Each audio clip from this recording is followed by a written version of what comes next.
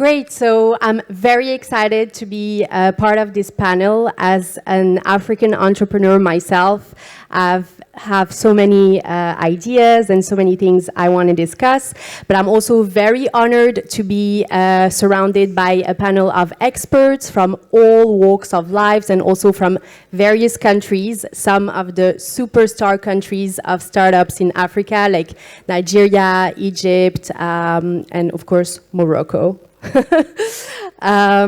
So in this session we're going to talk about how African tech startups are right now in a unique momentum. 2022 was a record year for African tech startups, the highest amount of funding ever in the first quarter of the year. And also, I think we had like the first African unicorn this year from Egypt, Swivel, or probably the second. Okay. So we have 5 unicorns, so that's great. So what we're going to discuss in this session is several different aspects of the African tech ecosystem, and also how we can share experiences between African countries in order to help each other and grow even further. So I'm going to conduct this panel in a very interactive way. I would like us to have a friendly discussion, and please don't hesitate to say anything if someone is talking about a subject that is interesting for you. So I'm going to start by asking you to actually introduce yourselves. So I'm going to say your name, and then I would like you to tell us 3 things about yourself and what you do. So, of course, I'll start with Mrs. Linda Afinkwasi, who's the founder and director of Kaizen from Ivory Coast. Linda, could you please tell us 3 things that you think the audience should know about you? I think it works automatically. Sorry, I had to get them to check. Since I'm the second female, I'll have to get the men to do the work. So I am Linda Afinkwasi. The first thing that you all need to know is that I'm from Côte d'Ivoire. The second is that I'm an entrepreneur, an ex-investment banker. And the third, which is my favorite role, I'm a mom. Oh, that's so cute. Thank you, Linda. So now I'd like Karim to introduce yourself, please, in 3 sentences. Good morning, everyone. My name is Karim Hilal. I am from Egypt. Like Linda, I'm essentially an investment banker, and still am. I am chairman of an investment management company called Concord. I am also the chairman of a tech VC called Sequence Ventures. And the third, and probably the most interesting thing, is I'm a diver, scuba diver. Wow, that's so interesting. Thanks for sharing this, Karim. So now honor to the host country with Mr. Ushagur. Could you please tell us 3 things about yourself? Thank you. Does it work? Yes. Yeah. So I'm Nabil Ushagur. I'm the Chief Brand Officer of Huawei Morocco. I work mainly on public affairs and the communication strategy of Huawei Morocco. So the second thing is that I work a lot and I love what I do. And the third thing is that I'm a dad and I'm a husband, and that's the most important. Thank you. Thank you so much. So Mr. Halilou, could you please tell us 3 things about yourself? Good morning, everyone. Great to be here. My name is Khalil Halilou from Nigeria. I'm a technology entrepreneur. Founded the first eco-friendly technology hub in West Africa. I'm also an industrialist, and lastly, a polo player. Thank you. Nice. That's very cool. So, Mr. Olorun Tomba, is this how you pronounce it? I think I'll prefer you just call me Bankole then. Okay, I will. Before my ancestors get angry, you know. Okay. My name is Bankole Olorintoba. I run the Nigeria Climate Innovation Center, and I'm a venture builder. I'm an innovation ecosystem developer. I'm a father also. But one striking thing I've found out about myself in the last 3 years is that I love space a lot. And I believe that the African space age is likely going to come in another 3 years. Thank you. Oh, wow. Thank you. Thank you for sharing this. And last but not least, our last panelist. Okay. Good morning, everyone. My name is John Paul Iwoha.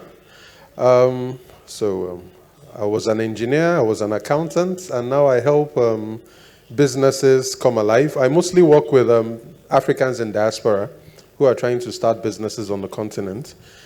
One exciting thing about me is I don't know what industry I will have to delve into next, because I worked in a very wide range from hospitality to healthcare to retail, manufacturing. So I'm looking forward to a very exciting conversation today. Thank you. Yes, thank you so much. I forgot to introduce myself, by the way. My name is Umnia, and I'm the managing director of Brussels Global Review. We're an advisory firm based in Brussels, and I'm Moroccan, so I'm very happy to be here. One thing that I noticed, because I worked in sub-Saharan Africa, and I'm African as well, for over 10 years. And when I started working, no one really talked about startups. Being an entrepreneur wasn't a fashionable thing. It was like, it wasn't like it is today. So what do you think changed in the past 3 years, or even in 2022, because that's the record-breaking year for startup funding in Africa? What is, in your opinion, the catalyst or the game changer for this huge shift? Linda, could you please tell us from your perspective as a banker and finance person? Yes, I can, because I'm also a product of that. For about 15 years, I was in investment banking, and then over 8 years ago, I decided to obviously jump into the bandwagon and become an entrepreneur and assist SMEs in developing their companies and also training them, so capacity building. I think the game changer here is, for me, it's our mindset. It's our decision to change the world. It's our decision to own our future and value our local contents the best. And I think that's what has been driving the investments, that's what's been driving the development, and the big shift in the emergence of startups. That's a very good point, and I really like that we have Nigerian fellows here, because Nigeria is by far, and with Egypt and South Africa, the biggest startup countries. I think you've got 4 countries in Africa that have 73% of all the funding in the whole continent.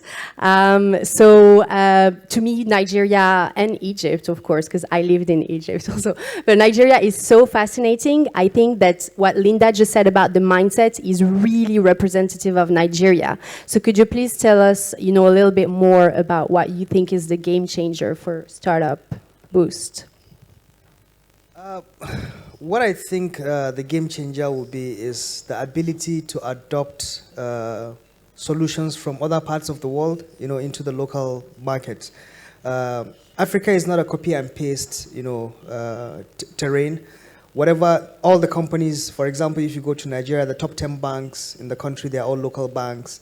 The top 10 companies, I think just about 2 or 1 is international, Nestle. That goes a long way in showing you that local players always win, and it has to do again with the mindset. It has to do again with the understanding of the market and how to build solutions that, answer those local challenges. If you look at our movie industry, our music industry, they're really big. There's no African party, or there's no party, without a Nigerian song. The London Olympics opener was a Nigerian song. So that goes a long way to show that there's so much that needs to be done. Personally, I just came back from GITEX, which is the biggest technology event in the world, and my company came out the best in mobility. Wow, congrats, yeah. Congratulations. Despite having flying cars, and the like. So Africans understand African problems, and they are the ones to solve it. They need to know what role they play, In terms of finance, we're way behind. In terms of technology, we're also behind. But in terms of modifying those technologies to suit our environment, which comes back to the mindset again. We have a big role to play, and that is where the game changer will be. So it's for other countries, to support Africans to build their own solutions and understand that they need to be in the steering wheel, to drive this forward and make a change. Yeah, thank you. And you talked about technology, so I would like to ask Nabil, who's the Chief Brand Officer of Huawei here in Morocco, and they have so many projects for digital transformation, but also to support young entrepreneurs. Could you please tell us more about these projects that you have here in Morocco that will maybe change this startup scene? Thank you. First, about what has changed those 3 last years is that the continent has now 2.5 more financing in the 3 last years. So COVID is obviously a thing that has helped us to accelerate the digital transformation in the continent. And second, I want to demystify when we talk about Africa Tech or technology or startups, it's not about people who are behind screens working, it's also a very local impact. I can share with you one of the projects that we have in Huawei. It's named Tech for All, when we work on education, health, environment, and SDGs. And for example, in the environment, there are programs where we follow animals who are who are in terms of risk of disappearance. So these are technology that is applied to nature and environment, and also we have a project to support agriculture so that small farmers can follow the soil fertility and other data that can help them get a better use of their land. So this is something that's very important to keep in mind, because we think, oh, Africa, this is tech, we don't have maybe enough connectivity, so this is so disconnected from the countries, but the impact are really true and real. In Morocco, we have a new project called Spark, when we support startups, but here again, when we say startup, any company that has a need of clouds. So it can go from a small hotel that needs cloud to manage its booking, to other really SMEs in the market. And we are in the process of selecting 15 startups that we will support with tech and vouchers of cloud, and then we'll have 3 champions that will have financial prizes and connecting them with other startups. And last, this is very important project because it has started 2 years ago in Asia, and the international expansion has been directly going to Africa and not to Europe or Latin America or America. And the 4 countries that has been chosen in Africa is Morocco, Egypt, Ethiopia, and Tunisia. So it shows really the potential of Morocco and the importance of the continent. Yes, that's true. Morocco indeed has a lot of potential, but is still far behind the top 4 startup nations that are Egypt, Nigeria, South Africa, and Kenya. And we have someone from Egypt with us, Karim, who has an extensive experience in venture capital, private equity, money. He has the money for the startups. So, and there was, I think in Egypt, the biggest sector was fintech, if I'm not mistaken. There was a huge fintech boom the past years. So could you please tell us what's the secret behind? Sure, thank you. First, let me just go to the screen here. From developing nations to startup nations. Let me just tackle this point for a moment, because of course it's great that we have achieved 1 billion or so in the first quarter. It's very good, but it really is not, I wouldn't call it a huge success, quite honestly. I mean, point... It's like 0.2%. 0.2. I mean, that's really nothing. So I think this comes to the core of the issue that, from my perspective, we have the talent, for sure. Even though we do not have a fairly advanced education system in general, we still have talent, as we can see. We do not have the support system that will allow this talent to flourish as it did in the West. And I will tackle one point, and probably Linda will back me up on this. We do not have enough angels or VCs that are willing to take the risk on the local and African talent. And why do you think that is? Well, because we are newcomers to the market, and we are still subjected to the arduous tasks that are being asked of us by the international VCs and whatnot. I'm chairman of a venture capital fund. We're fundraising. We approach some international, fund of funds guys, and the things they ask of you, they are asking us to be where they are after 50, 60 years, like immediately. So I'm going to throw in something that I call the pan factor. Okay? I think we need is a pan-African angel and a pan-African VC that will get funding from the continent. And we have very good examples. Africa Exim Bank, Africa Development Bank, doing a great job, I think. So I think we need these two models to be funded on a continental basis and to work with all the startups across the continent, understanding exactly where they're coming from and what they're doing, and more importantly, what their limitations are and what is their potential. Because we will look at them for sure differently than would an Avance or IFC or whoever, for sure. So I think that is the key, the pan factor. Yeah, I agree with you, Karim. I saw Bankole smiling when you were explaining your struggles with VCs, etc. But please tell us what's your own experience in relation to this.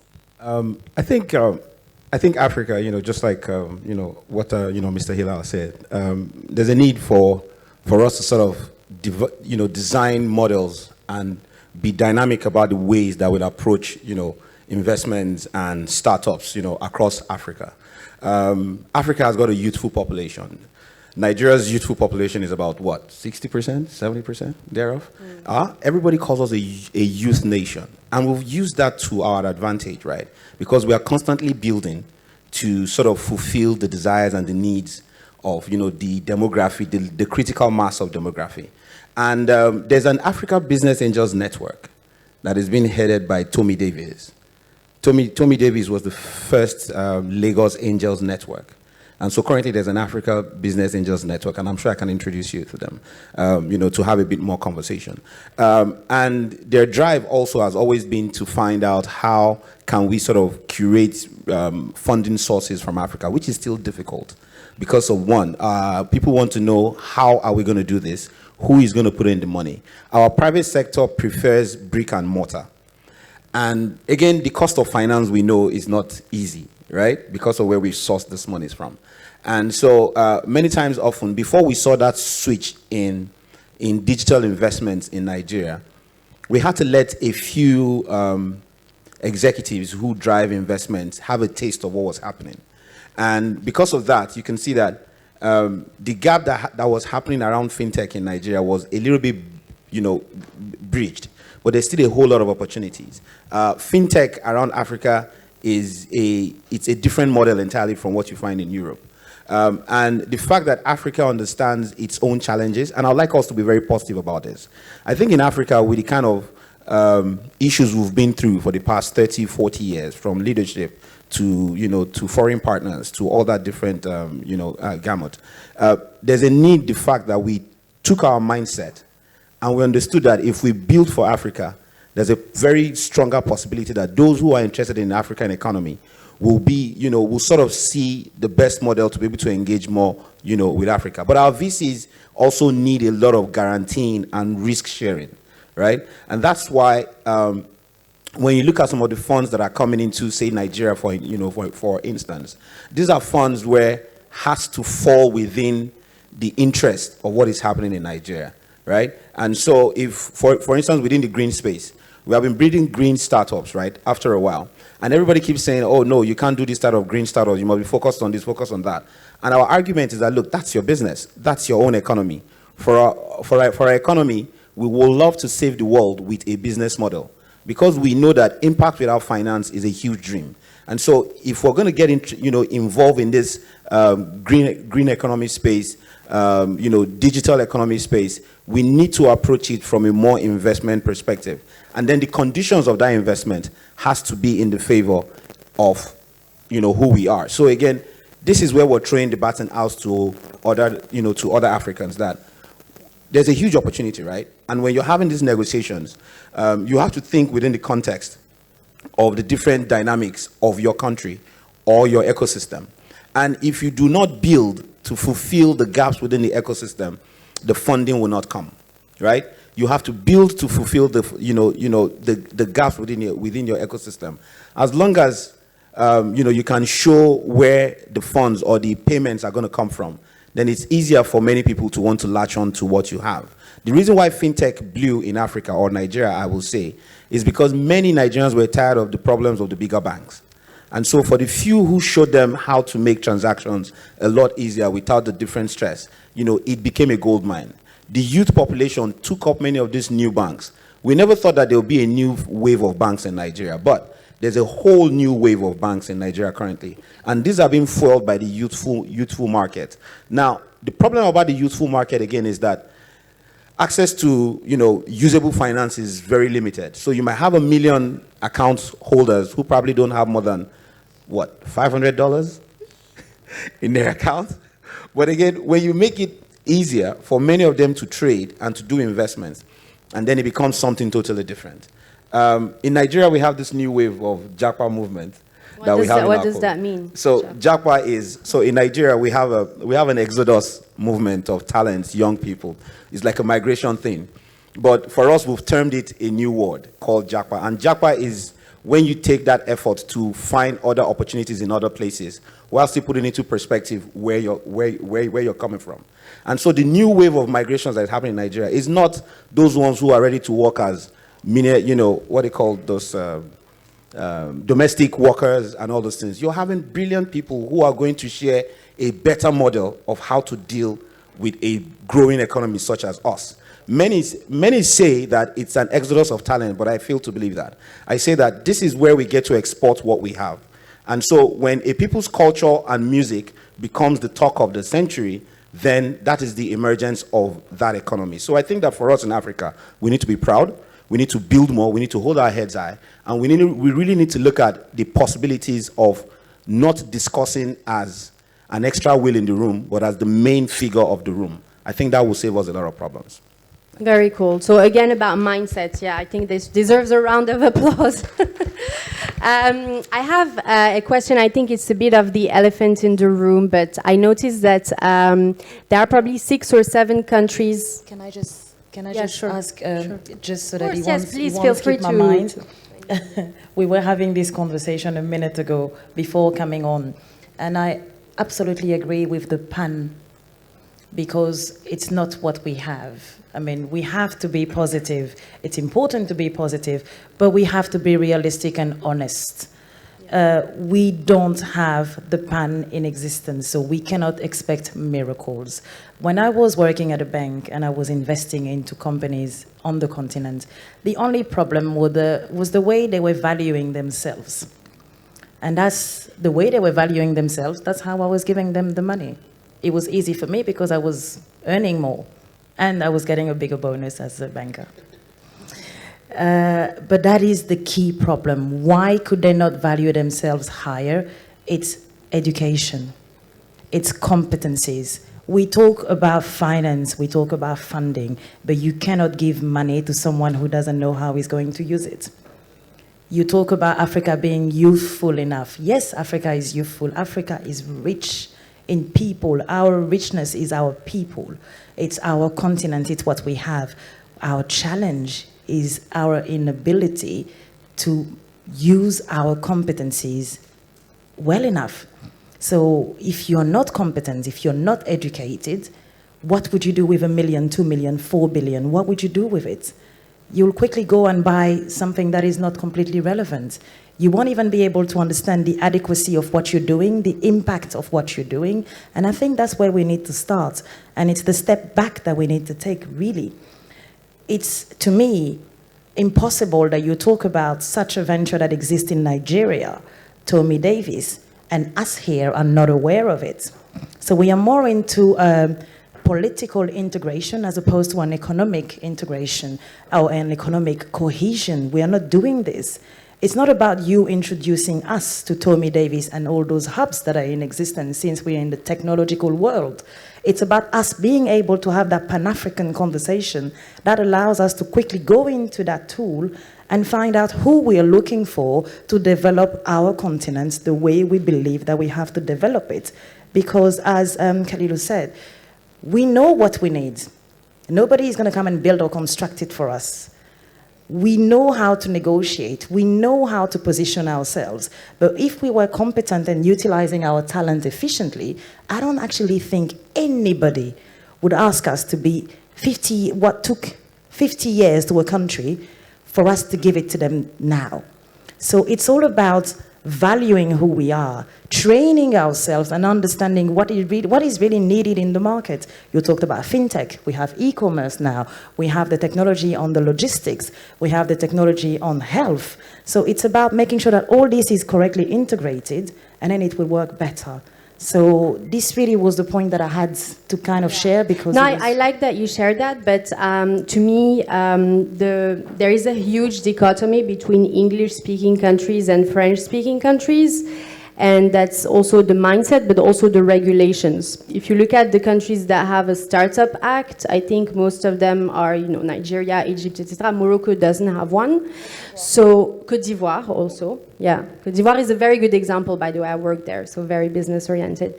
So what is the role of regulations in boosting African startups? How valuable is it that the government is really changing regulations for this?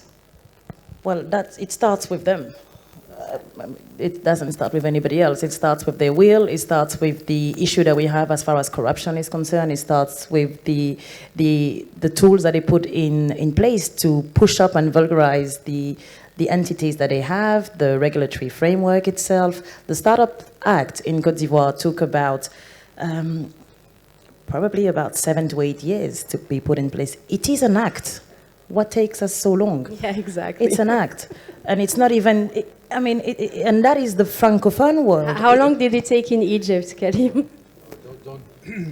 We are notoriously slow in introducing and enacting laws, but by the time they are out, the need for them has gone.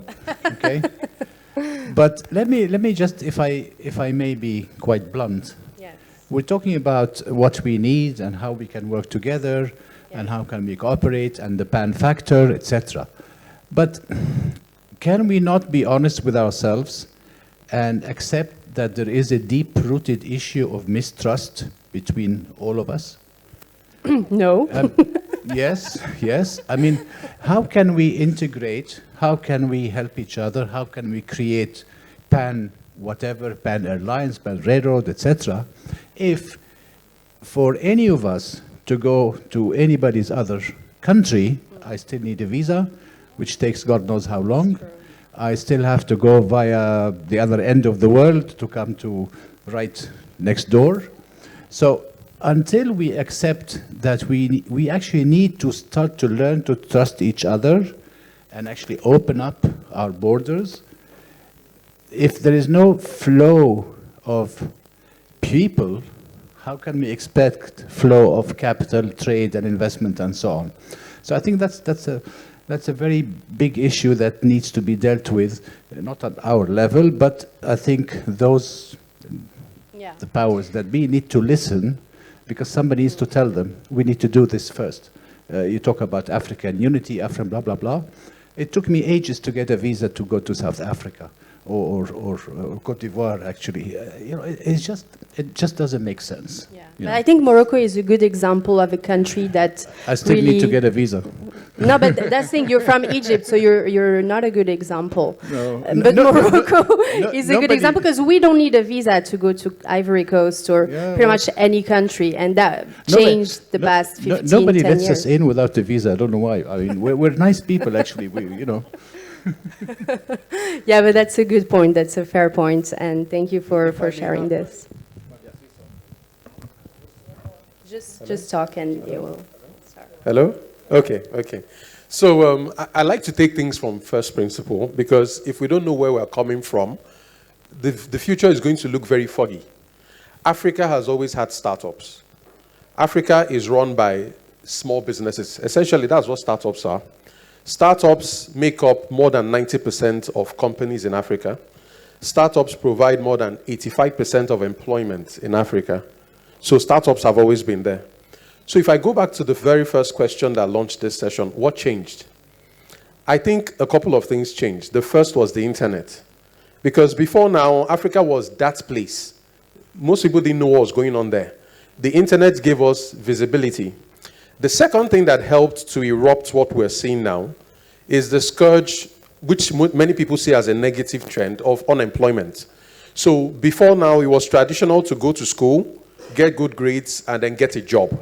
But then the jobs were no longer available. The only alternative to getting a job to take care of yourself, pay bills, and take care of your family is entrepreneurship and employment. So that's a door that opened that many young people started to take advantage of. Now, these young people have been doing these things from the middle 2000s, but a lot of people didn't take notice.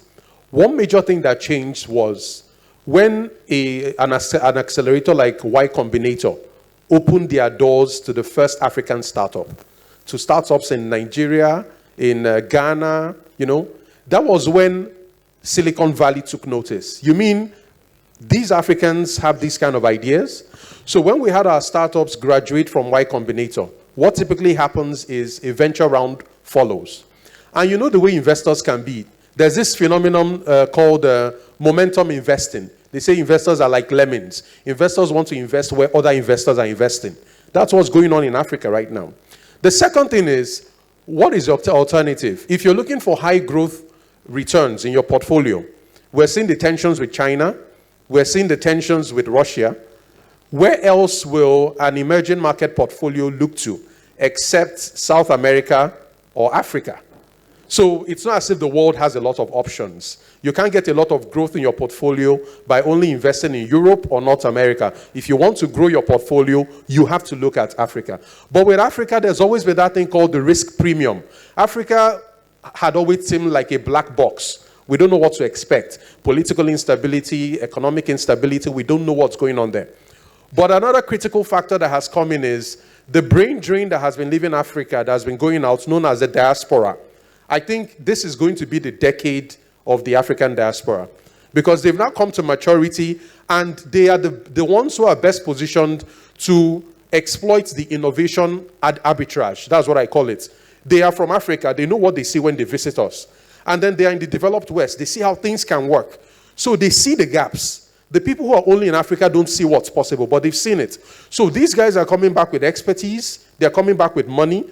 Some of them work in Goldman Sachs and many of these investment firms. So they are putting in the word at the decision table. We need to look at Africa, and from there I can do this. They are helping to counter many of the unfounded assumptions. So finally, money is flowing into Africa.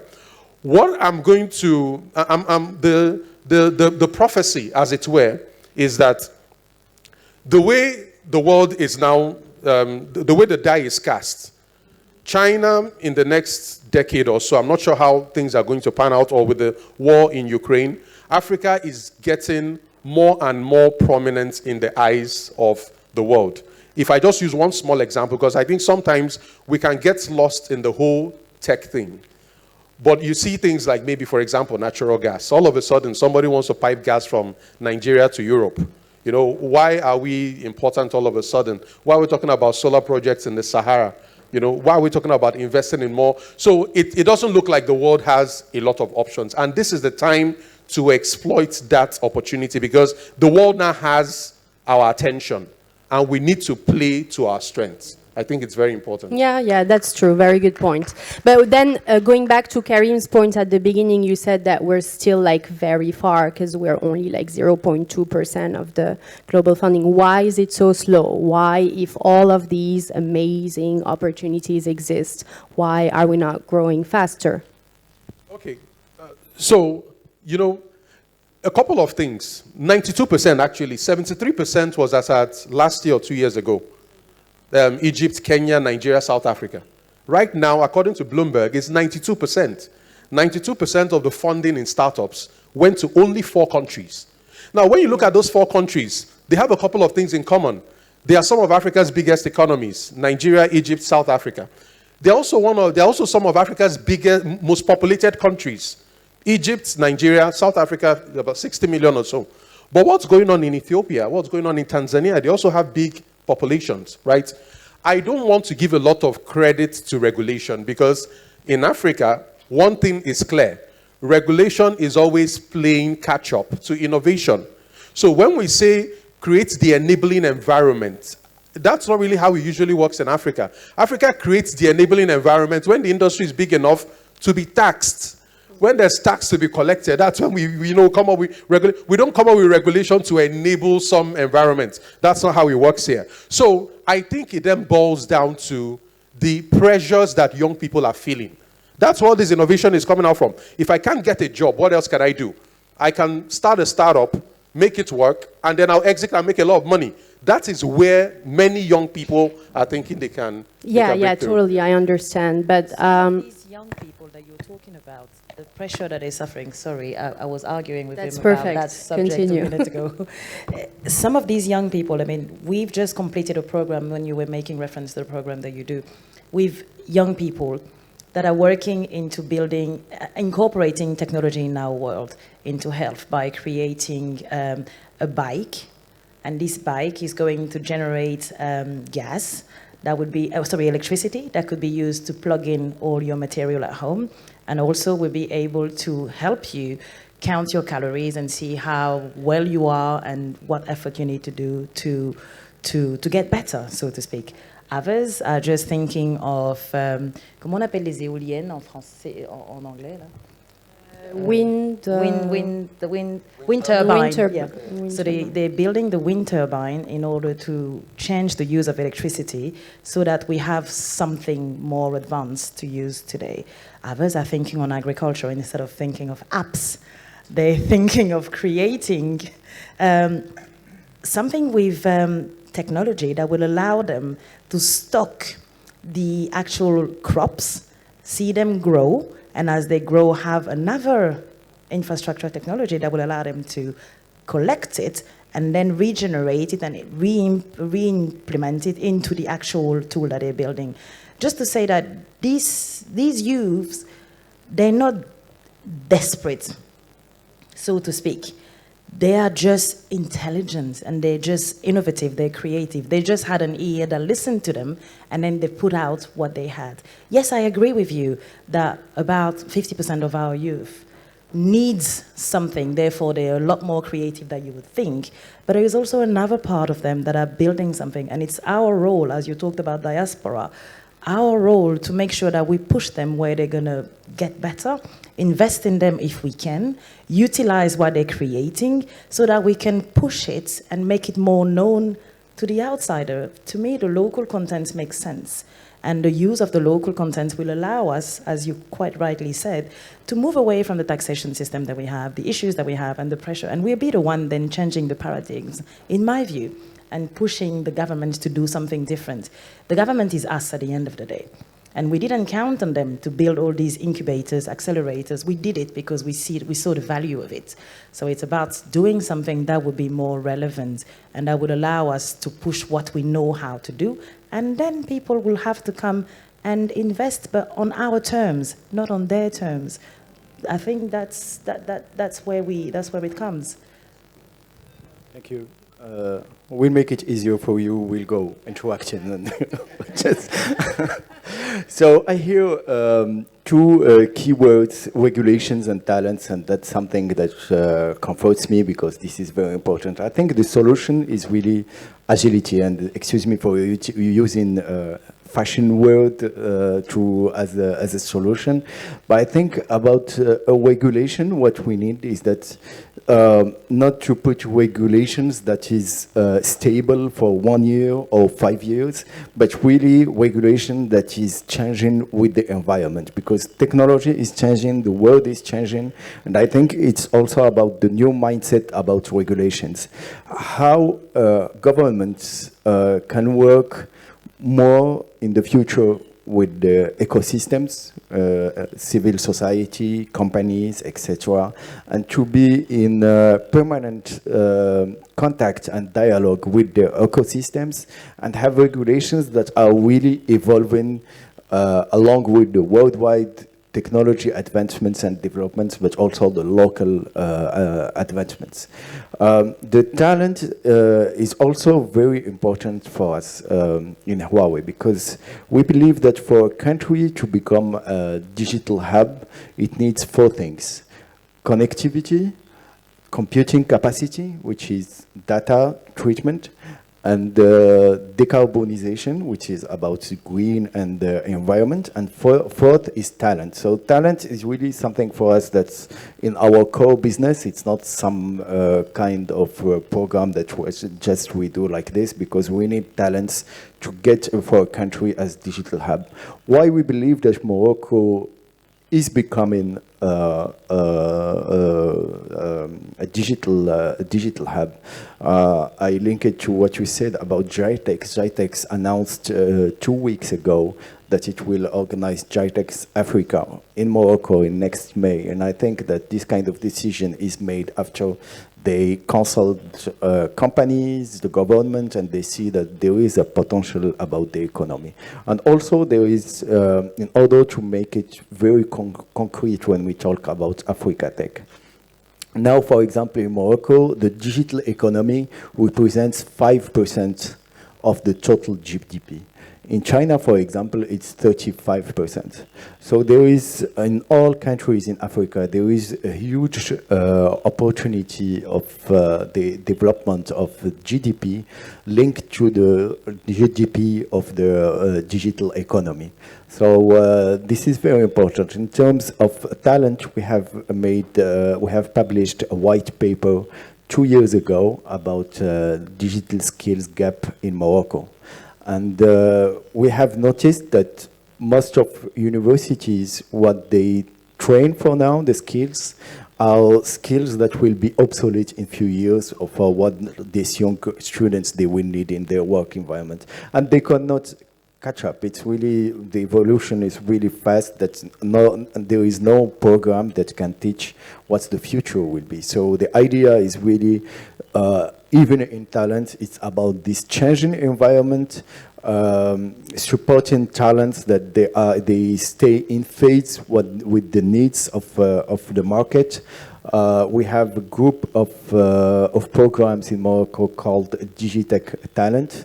One of them is ICT Academy, where we have formed 5,500 students. The vision is to form 100,000 students by 2025. And also there is a competition called ICT competition, where young students from Morocco go to a competition worldwide, and they have won first and second prizes last year in different categories. So it shows the potential of the country. And I think for me, it's really not about reinventing the wheel, if I may use this expression. Everything is there, I think, in most countries. It's really about making the puzzle together and making the pieces together and linking the different ecosystems, organizations, and the needs. The revolution is already there, so we just need to be more into dialogue and maybe trust, as said Karim. Yeah, it's nice to hear from a corporation like Huawei. And just before I give you the mic, do you think that the language in Morocco might be also an issue in terms of boosting digital skills and entrepreneurship? The fact that people speak mostly French, not English. Yeah, well, language is a topic that makes people always confronting ideas about what should be the right language between Darija or local language, French, English, Spanish. And really, I think if we start by the language, we're starting by the issue that's really separating or making the society having polarized opinions about the language. I think really if we go into the heart of the problem about the new mindset in the world, how we can apply it to government, to education system, I think all the other things will go easier. Well, of course, in Morocco, there is a lot of debates about English, getting more Spanish, etc. I think this is really fruitful and important debate. But I think it can be a consequence of the changing of the mindset than the beginning of the solution. Okay, fair enough. You know, I really think that language shouldn't be a barrier, right? Because again, I mean, the Chinese build in Mandarin, don't they? The Japanese build in Japanese. Everybody's building different languages. Nigeria, we've got like how many languages now? 200 and something languages is what we have in Nigeria. The the four most prominent, or five most prominent, will be English, Pidgin, maybe you call it Creole, right? Hausa, Yoruba, Igbo. I've been building ecosystems across Nigeria since 2011. I have been to every corner of this country to build a tech ecosystem. When I went to the north, I can speak Hausa. I'm from the west, Yoruba, but I can speak Hausa because I was born there. And so our conversations were largely around a mixture of spattering English and quite a number of Hausa programs, right? And it caught on very fast because there were people who wanted to build solutions, who wanted to understand how does tech work. And they felt maybe English was a barrier. But by the time we made them understand that, look, whether you speak English, French, C++ is still going to be C++. Java is still going to be Java, right? But it's the explanation that is the big problem. And I find local dialect as a very good way of explaining things faster because English is a summary of what we want to speak. For Yoruba, for instance, we greet you in 4 different daily greetings, or 5, I think, daily greetings. But English has got only 3. Good morning, good afternoon, good night, or good evening. Like we've got something between good evening and good night, right? But again, English is a summary. But I believe that for a country like Morocco, to make the best out of GITEX coming in next year, I think that you should build more ecosystems, right? You should build ecosystems for women, build ecosystem for young people, build ecosystem for different sectors. There's the health, there's the innovation for health, digital for green, digital for security, digital for agriculture. I think that there's I also think, sorry to say, but in Morocco there is also a big issue for financing for startups and entrepreneurs. It's not just the ecosystems. It will come. They actually have a lot of ecosystems. Look, but no it will financing. come if you don't build and show traction, right? Nobody's going to listen to you. You might be the coolest kid on the block, right? You might speak the fanciest of English, have some of the coolest ideas. But if it does not align to what will make an investor see the need to put money in it, and so there's a need to build more. I think that for us, we faced that also at the beginning, right? Many people in 2013, we were building so much apps. Then we thought apps was the thing that could change the world. We built so much apps between 2013 and 2015. There were way too many apps in Nigeria. Many of those apps never survived after a year or two, right? Because of lack of infrastructure. And so a few other developers after 2015, 2016 thereof, started to build things that are more infrastructure driven, where the apps become the enabling, platform to make the infrastructure better. So I think that if you don't build, right? And then you need to understand that first things first. One thing we understood in Nigeria is this. So there's a saying we say in Pidgin that nobody send you to do what you're doing. That means it is nobody's fault, or nobody asked you to do it. but you stood up and said you would like to do this. So first things first, we take that need of, oh, nobody's funding, investors are not coming. We took it out of our mind first things first. And we said, if we don't build and don't go and look for, nobody will answer us. And so we kept building and we kept failing and we kept looking for, till many people like the diaspora, like you said, felt, you know what, let's help with a few $5,000 here, $10,000 here, a few investments here. And when the Angel Network also saw the need to start putting those early stage investments, a lot of things changed. So I started the Abuja Tech Ecosystem, right, in 2012, right? Abuja is the second biggest city after Lagos. And it was more of a government city. And so what you find out are just government contracts, supply computers, do networks, and all those different stuff. But when we started the incubator, many people never believed it was going to work. But I can tell you that nothing serious happened till likely 2016, when someone like Ventures Platform came on board, and they did about 20 ventures with $20,000 each. Now, I can bet you that maybe half of them failed, or more than 15 of them will have failed. But did that deter him? No, it didn't deter the founder of that platform. He kept raising more money, and many more private investors started to see that, oh, if this guy can put 20K, that means that's reduced our risk. Let's put a rate of 5 here, 10 here, 2 here, 3 here. And people were dividing, people were developing multiple ways of raising funds. There were a few funny people around the corner who did all that and just messed up, with the money. But the few critical ones who have come up with successful businesses always make sure that they build and then they find. So as you keep building, you keep finding. Because if the traction and the building is not there, nobody's going to use it. And one thing I know we did in Nigeria, right, is that these ecosystems leveraged a lot on the gaps, and which was talent and use of technology.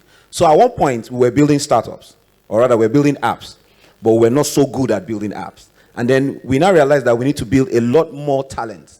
And so we started a lot of technology programs. Huawei supports quite a number of ones, also in Nigeria. And then several other bigger brands, like, they had the Google Developers Group, Facebook Developers Group, Microsoft Developers, even Huawei was working with NITDA to build a lot of structure, which was more infrastructural, and it was strategic. And so each organization understood the part where they needed to play. But if we did not build or show the need to develop a lot more skill sets, nobody will have listened to us. We'll have still be here saying how the Nigerian economy is not working. But look, we have a fantastic model that has shown, and it has worked in the last 10 years. And we're willing to share that model with you. If you do not build and create functional ecosystems that solve your problem, leveraging on your technology and your knowledge, then you can't get the right people to fund you, right? I rest my 2 case. Okay. Sorry, if I would just add something about the funding. I think right now the focus is a lot on, like you said, there's a problem of funding startups in Morocco. It's also the same across Africa. I think it's not too early to start thinking about where are these funds coming from. And the reason I'm saying this is this. We now have about 5 unicorns in Africa, startups valued above $1 billion. Could you tell us which ones are the 5? So I know there's Cheaper Cash in Nigeria, there's Flutterwave, there's Wave in Senegal, there's Paystack, Interswitch. Yeah, the numbers are growing. And Swivel in Swivel, Egypt, yes, exactly. Right? Yeah. Swivel in Egypt. Now, the interesting thing is this. These unicorns we've talked about, who actually owns them? Are they African companies? Because when a VC comes from New York or London or Silicon Valley and buys an African startup, we celebrate that, this startup is now a unicorn. But it's gone out of African hands. Now, why this is important is this. About 3 years ago, remittances from the African diaspora, from the Nigerian diaspora, overtook the amount of money the country makes from oil. Now, that's a very big deal. For decades, Nigeria's biggest foreign exchange earner has been oil. All of a sudden, the money being sent back from Nigerians outside the country overtook the amount of money we make from oil. The concern right now is, that number for Nigeria stands about $30-40 billion. Most of that money is going to pay rent, pay school fees, and stuff like that. What if we had an African diaspora venture capital fund? I can imagine it's going to match the size of the funds of many private equity firms and VC firms. But the benefit of a diaspora fund is that it ensures that ownership of African businesses remain in African hands. Because by the time you deploy funding, those guys are already Africans, even if they live outside of the continent. And why this is important is this. If I use one example like Paystack, it was built by Nigerians, it became a unicorn, and now it's in the hands of a US company. Now, the Nigerians are still there, the founders are still there, but they really don't call the shots. They are like poster boys or figureheads.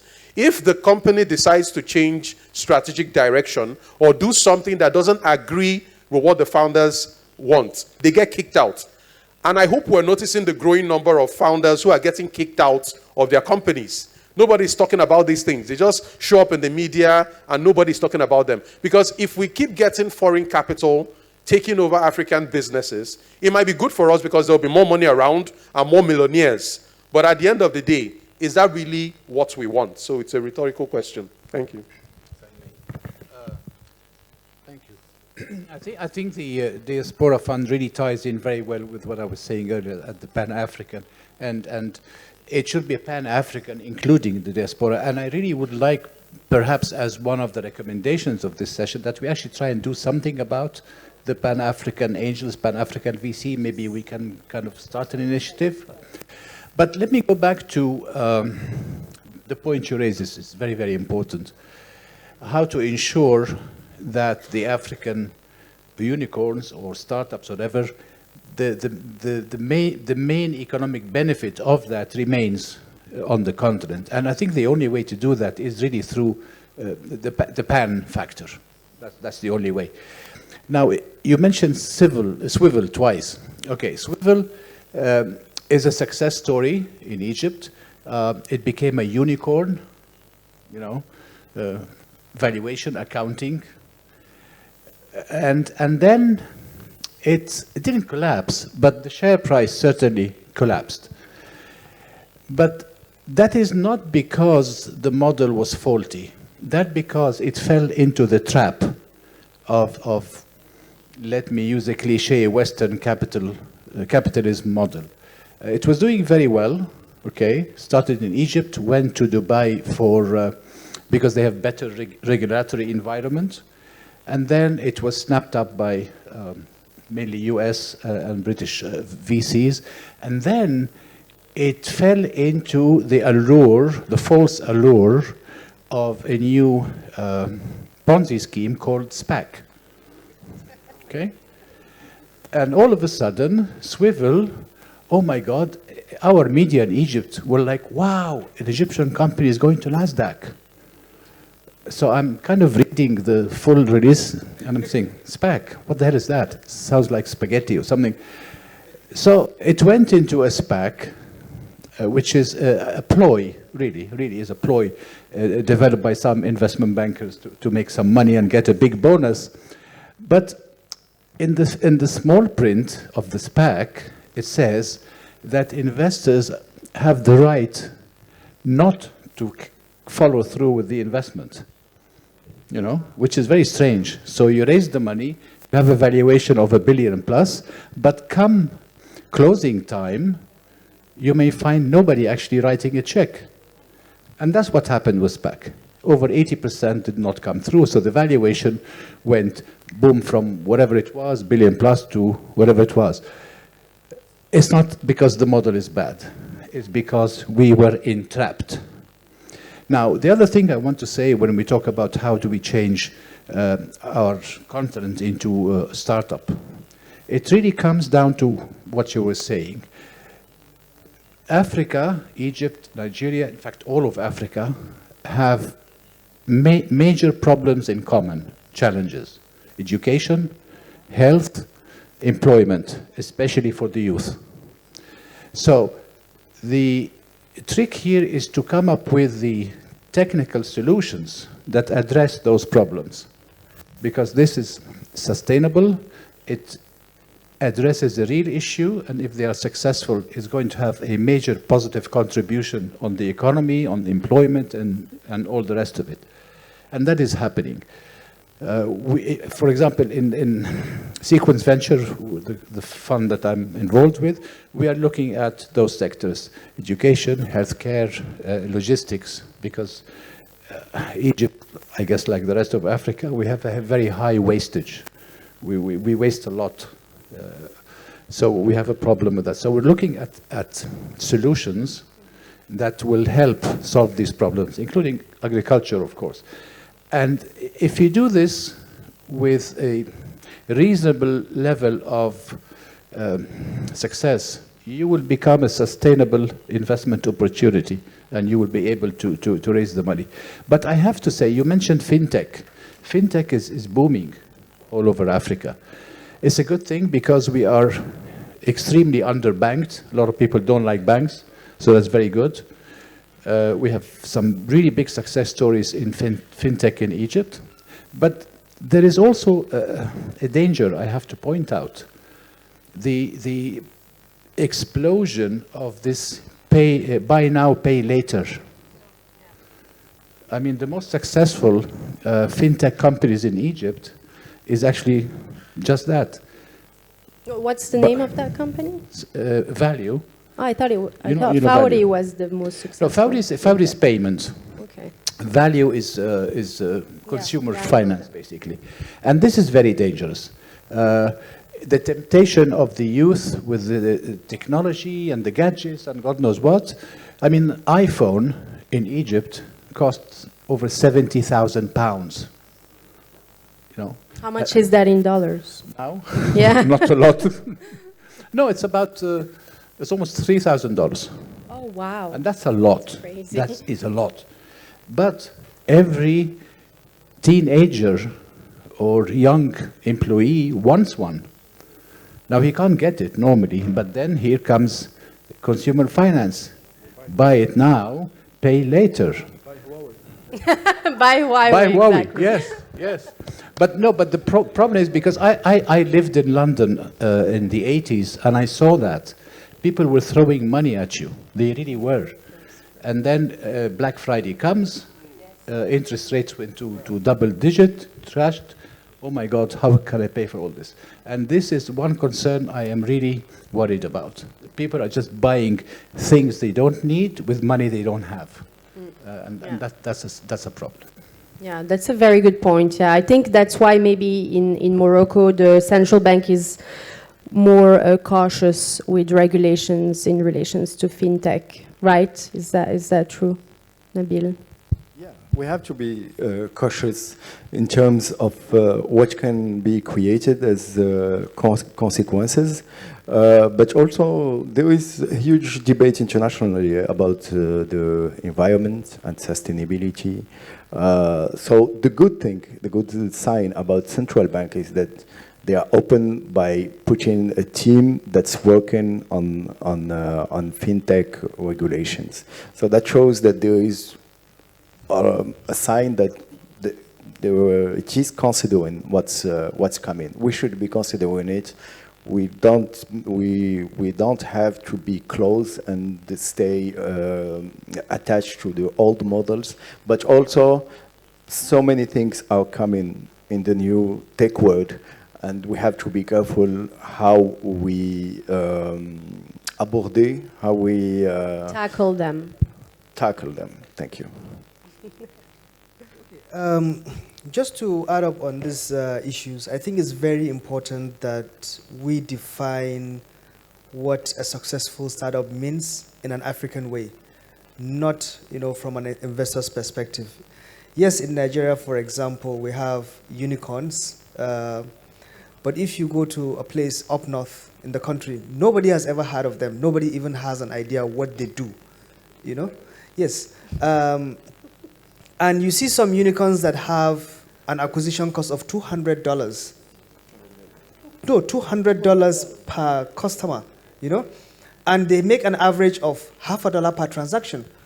And they are marketplaces, which means if you go there to buy something every single day, it will take the company 2 years to break even on a single customer, And we go and dump them in NASDAQ, New York Stock Exchange, People cook up numbers, put pressure, on our entrepreneurs, and then people clap, Or you see companies raise money 3 months later, they've closed down. So we need to define our own kind of success, Again, going back to GITEX, we met a lot of people, met a lot of fancy things, fancy technologies, some technologies that, doesn't even make sense. For example, I saw when you're talking about deepfake, someone was selling a technology that I should have another version of myself so that when I'm making video calls, there was That's really so cool. yeah, but there was really no justification, right? So we need to pause a little and say, this is what a successful startup means, in Africa. How much impact is it making? Not growth rate. You can always put people, give them incentives, drive up numbers, company not making profit. But these are not models for Africa, The way I would like to think of it is, can this product work in a city like Lagos, and then I go to a remote place like Sokoto, by the borders of Niger? Is this still applicable? One of the impressive ones I love is the point of sale system, the POS terminal, Even better than the ATMs. You can't have an Uber there. You can't have Karim there, There was a time, talking about building apps. I built an app that was meant to connect villagers that farm, to cities. Everyone was saying this is the best idea, and the likes. When we set up a meeting with the government in that town, when I went for the cabinet, to meet with the cabinet of the government, there were only 2 people with smartphone. And that's how I know I've lost all my money, So we need to think of solutions that truly have an impact and also define what success means in an African way. Also, we need to understand what we have. Clearly, the big elephant in the room, there's so many problems happening in the West. There is so much money looking for where to go. And clearly the next direction is Africa.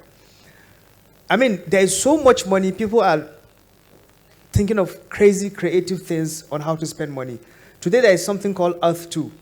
You can go and buy a virtual land. Probably your house in Egypt has been sold, to some to some dude. People are trying to live in the metaverse. So you can see a desperation for trying to create values outside, the real world, when clearly in Africa we have gaps, to create. So we need to hold on to things where we are strong. For example, you don't expect someone from the Silicon Valley to come into, the forest in Nigeria to start building solutions, engaging customers, acquiring them. So we shouldn't be sold cheaply, And you can't have a Beyonce singing an Afro beats, it has to be a D'banj or, a Danjazi, Yeah, now you raised a very important point, Khalil. Definitely this trend of glorifying funding rather than actual profits is a worldwide thing. I know that, Linda, you want to say something before we summarize the panel. A quick point. It kind of reached what you've just actually said. I think we talked a lot about what works, what doesn't work, and what to do. I really would like us to put into practical action, and I'm going to use the case of Côte d'Ivoire Francophone, because we know that Francophone is less advanced as far as technology is concerned compared to Anglophone nations. And right now, in our portfolio, we have about 1,000 women that we are working with in agriculture. So we are, sadly, at the apps, small infrastructure level. And I'm going to need you, Nigerian brothers, to obviously pledge today how you're going to work with us so that we develop these startups, so that they build an infrastructure that will then allow those women to have successful crops, to understand their lands, and to become, obviously, independent startup owners and remain the owner of that firm. I'm going to need my Egyptian brother here to obviously just share his knowledge. And for you, it will be a case of them being in your environment, in your different hubs, in your different ecosystems that you build, and for you to also come and give ideas, provide solutions that you know how to. And language cannot be a barrier, because my first job, I had it while talking to a Russian girl, and I couldn't speak a word of English. She couldn't speak a word of English. We two knew that we needed a job. We had a job. Therefore, you can do that, so you don't need the language. So that would be the pledge that would obviously allow us to go gradually towards this pan business that we're trying to create. And it will allow us to then sit here next year and tell you what we've done and what we've achieved. For the Egyptian, it will be about thinking. I'm just using them because obviously that's what I have. And my work currently is to teach them, to train them in, first of all, the ecosystem of entrepreneurship, of startup, and also give them the tool that are needed for the digital world for them to understand what they're doing. But that's as far as I go, but I now have you who are going to support freely, of course, and and then you will do the same, so they will understand the finance world, they will understand how to use the money that they potentially will get from Huawei, and then when Huawei give them the money, they will have more after going through competition. You have to sign. They will then be more inclined to understanding how to use this money. So we won't have 1,000 women going to clap at the Nasdaq or the London Stock Exchange, being proud of being listed there when they could just be listed in Africa and working with Africans and keeping what they have locally. I'm not saying that we're not going to partner with the West. I'm not saying this at all. I'm saying that we will have more of a demystified partnership with the West, which is what we need. I also have some youth, 500 of them. You will also do the same. I think this is only how we are going to start, because the youth that I've finished the program with are going on to a competition tomorrow to hopefully earn some money from angel investors located in Côte d'Ivoire, because that's the aim. Invest in your country. Make sure that you develop your local content. Make sure you develop what you have locally, and then you can grow elsewhere. So you will do the same for these youths, and then we will just be able to replicate this thousands and thousands times to have more of a mature startup and startup owners in the continent. You cannot say no. That's very nice. I think you've summarized this perfectly, Linda. And just a couple of things before we move on to the questions. So I think the conclusion from this panel is that we really need to work together as Africans, really use the term Pan-African, but with real actions. We need to understand each other, share experiences, and help each other out in order to really be able to grow our startup ecosystem. So I'm going to open the floor to questions now, and what I would like you to do is raise your hand and then just introduce yourself and tell me which panelist you want to ask the question to. Who's going to take the first question? Don't be shy. Okay, ladies first.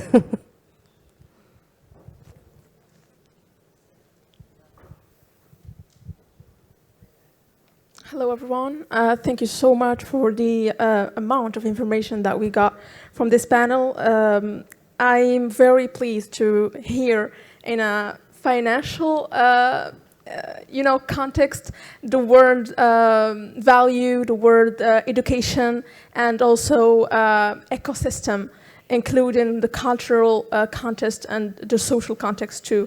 So it's true that we are living in a world that is challenging, competitive, and also a global world, which makes us worried more about the fast results from the investment, and especially when it comes to startups and entrepreneurship. Therefore, we have as a cultural barrier the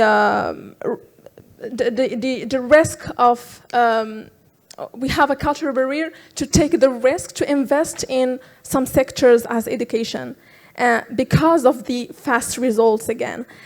We can't now invest in educational sector because we should wait 10 to 12 years to have results. But we need patience, yes, but we have tools that we can beneficiate from and employ in the in this mission.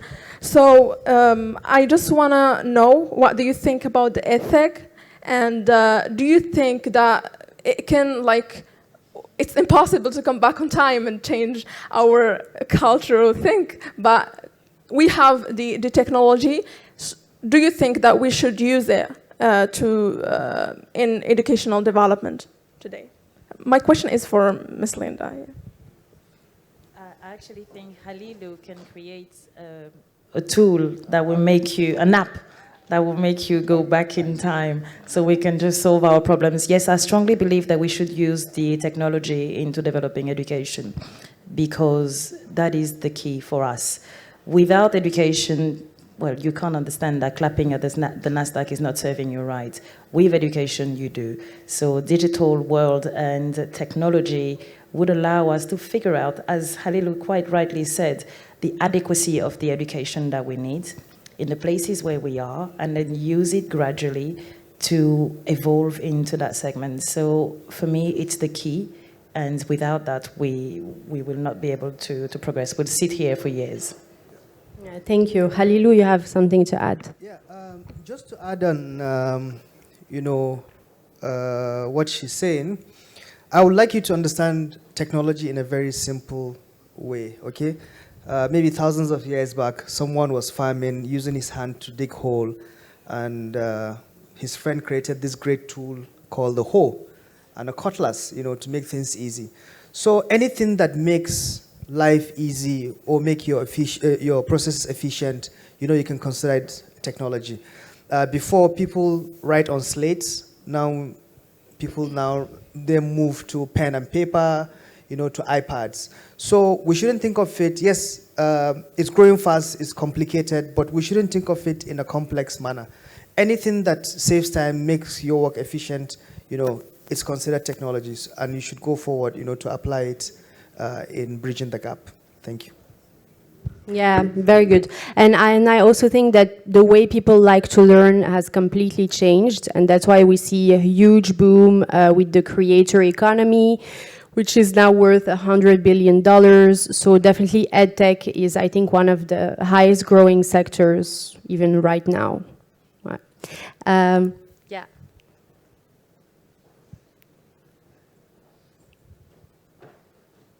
Could you please introduce yourself and just say the question straight away? Thank you. So my name is Karim Benes. I'm a serial entrepreneur from Montreal and here in Morocco as well. And my question is directed to Mrs. Linda. And again, thank you for your contribution today. You've raised a point that's very interesting earlier. You said we want to have our startups here in Africa and in the Pan-African region to keep control of themselves. Whenever we seek VC investments, we want to keep our control and the control of the businesses that we launch. But do we really have the capabilities to do so?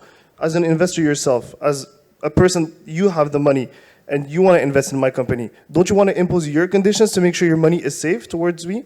Aren't you somebody that's risk averse and you want to mitigate your risk?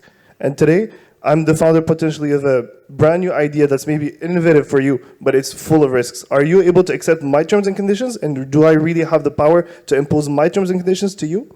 Thank you for hearing my question. Interesting. We were talking about that as well before we came on the panel.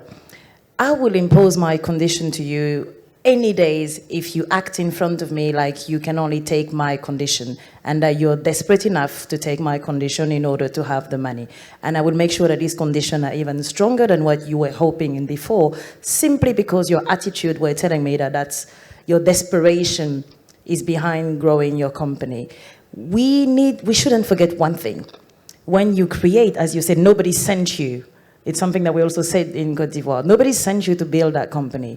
You did it because you see the impact that it's going to have, the developments of people and of the actual economy of your country. So it's something that you believe in, and it's also your own risk that you're putting into. But if you're not putting any risk into your own company, well, I'm going to impose any conditions on earth, and you will have to take them. But if yourself is willing to, I don't know, sell 2 pairs of shoes, just for argument's sake, to invest in your company when it's the only thing that you have, you're taking the risk yourself, When you're talking to me, you know that you've already sold everything that you had. So your condition also matter as much as my condition. So the conversation that we'll have will then be different. You will be imposing subtly, but you would expect return. But I believe, and I was telling the gentleman earlier on, I believe we accept everything and anything. When I was coming on the continent to talk to business owners here, I was surprised that everybody was happy with anything that I would say. Nobody would even argue. I'll say, okay, well, I'll just give you money, but I just want 17%. It wasn't even what was agreed in the first place.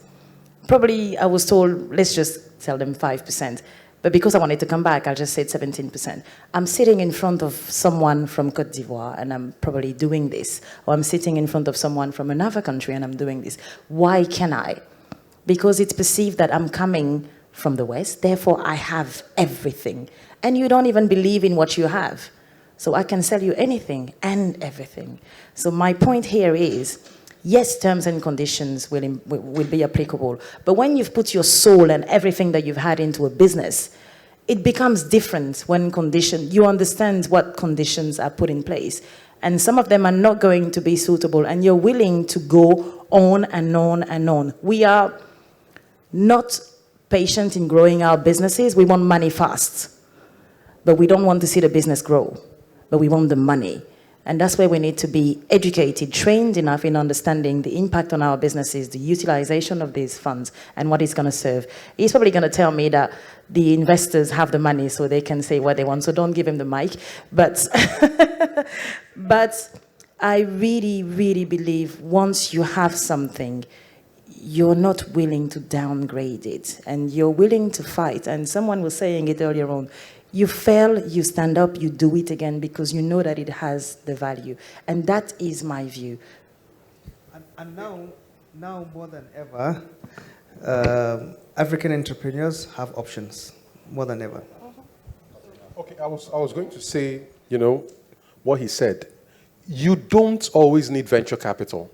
In fact, for many of the entrepreneurs I work with, if I understand the nature of your business, for some of them, it appears that venture capital is exactly poison to the business. The moment venture capital comes into that business is going to die because there's very poor alignment. So there are two broad categories of startups that are emerging on the continent. They are the venture builders, build a business for 5-7 years, sell it, make money, and go do something else.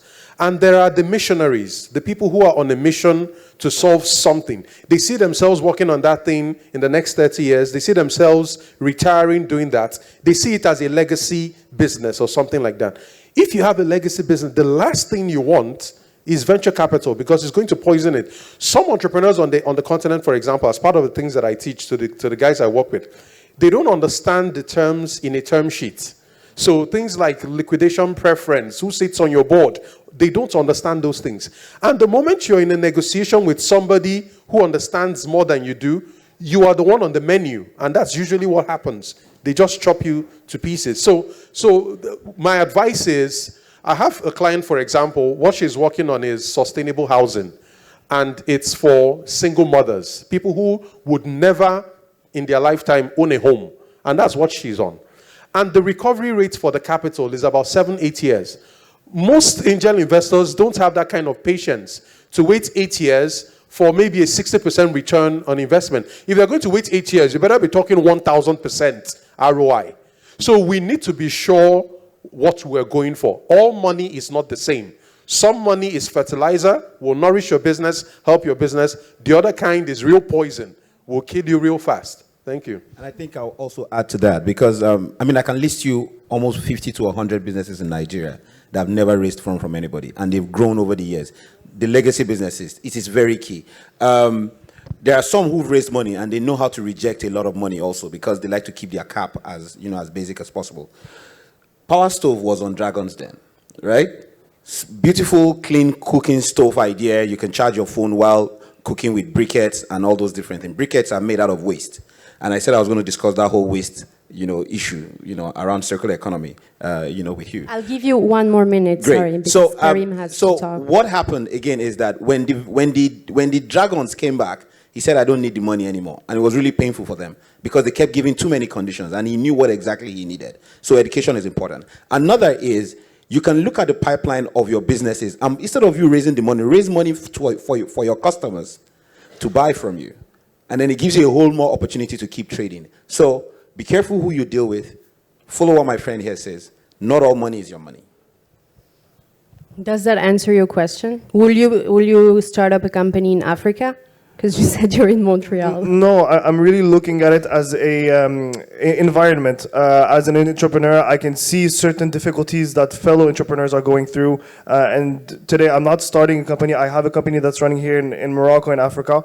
And it's not something that I've been through, but it's something that I could see be very difficult to cope with, especially that, again, we have the tendency to think whoever has the money has the rules, whoever has the money gets to decide.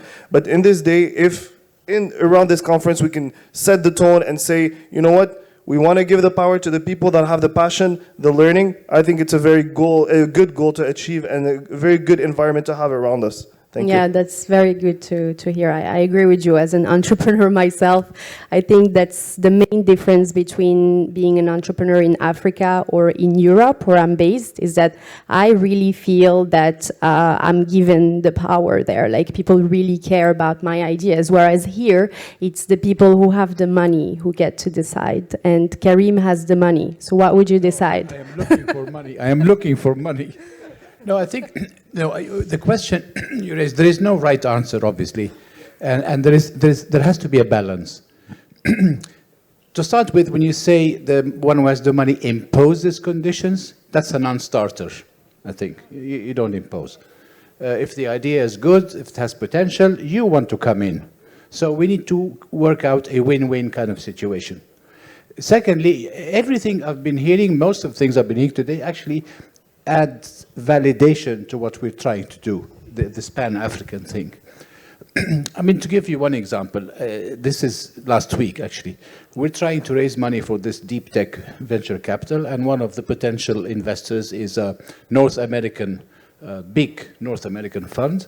And they came last week with some really strange conditions, and basically saying, if you cannot do that, then you're not up to our standards. And I actually answered in a very short email. You can imagine what I said. But that's not on, you know. And we need to be empowered. And the first step to being empowered is to believe. And that will, by default, change the whole scenario of how things evolve from there. Very nice. We have time for one last question. To the lady over there. That one.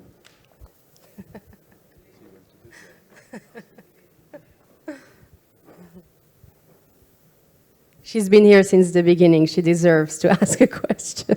Thank you.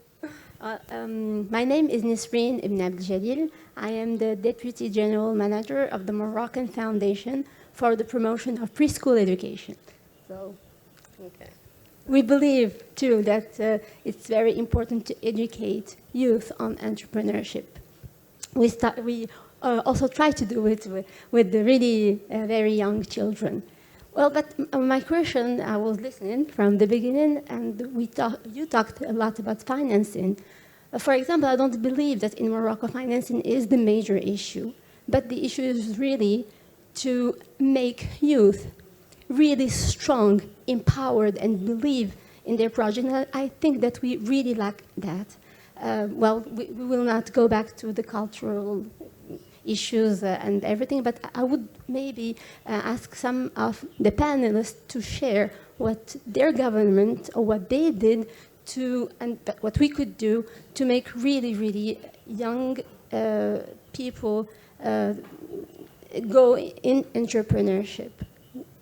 But this is really not to wait for educating them for another 20 years maybe, but what we can do now to make them. We have really many projects in Morocco, and we don't have enough people coming to take these investment opportunities. Thank you. You could, yes. I'm going to Thank start you. because I know the time is almost there. And Yeah, you have 10 seconds. I've started training the kids from 9 to 16, so during the summer holidays, during the half term. So 9 to 12 and then 16 to 21. They come onto an entrepreneurship program. They don't even know what it is. They don't know what it's about, but I believe an entrepreneur has the values of life. You have discipline, you have the sense of research, you have the thinking and the analytical thinking and the acceptance of criticism and shared opinion. So once you have that, you become disciplined and you are able to just evolve in society. So this is what we get them to understand when they come into our program. So we've started doing this because I believe it's something that's necessary.